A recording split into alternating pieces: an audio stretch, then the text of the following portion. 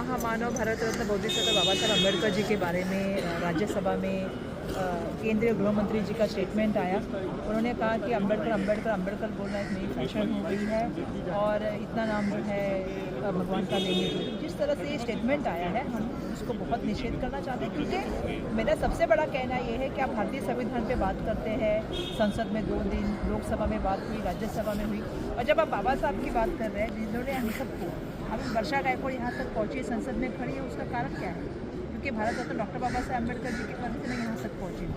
मेरा सवाल ये है कि भाजपा और आरएसएस से हमेशा ही बाबा साहब जी के ऊपर बात की है, टिप्पणी की, आलोचना की है, जैसे आपको मालूम है, और संविधान के ऊपर बात करने का काम किया है। तो ये जो है ये अपमान हम नहीं सहेंगे। जिस तरह से संविधान के बारे में बोला जाता है, आप सबको पता है कि संविधान बहुत पुराना हो गया है। ये पंतप्रधान जी के आर्थिक मसूदा ने बोला था कि 50 साल पुराना हो गया, नया संविधान लाना चाहिए।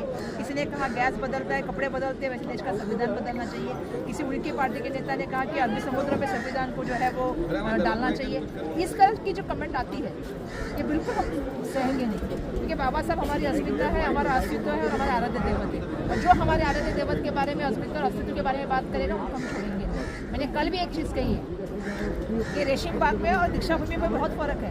फ़र्क ये है कि दीक्षा भूमि जो है वो संविधान मानता है और रेशिम बाग जो है वो मनुस्मृति मानता है। तो हम ये बिल्कुल सहेंगे नहीं, बाबा साहब का अवमान नहीं सहेंगे। आप किस चीज़ के बारे में बात कर रहे हो, आपको पता भी है क्या? तो मैं ये बोलना चाहती हूँ कि मैं उनका निषेध करना चाहती हूँ। उन्होंने माफ़ी मांगनी चाहिए सबसे पहले तो देश की, और दूसरी बात मैं ये कहना चाहती हूँ, देश के महापुरुषों के बारे में बोलना, मतलब देश के प्राइम मिनिस्टर भी आए, छत्रपति शिवाजी महाराज का स्टैचू का अनावरण किया और दुर्भाग्यवश स्टैचू 8 महीने में गिरा, और अब बाबा साहब के बारे में यहाँ बोलना, ये हम बिल्कुल सहेंगे नहीं। हम आवाज़ उठाते रहेंगे इसके खिलाफ, और जब तक वो माफ़ी नहीं मांगेंगे तब तक ये आवाज़ उठती रहेगी।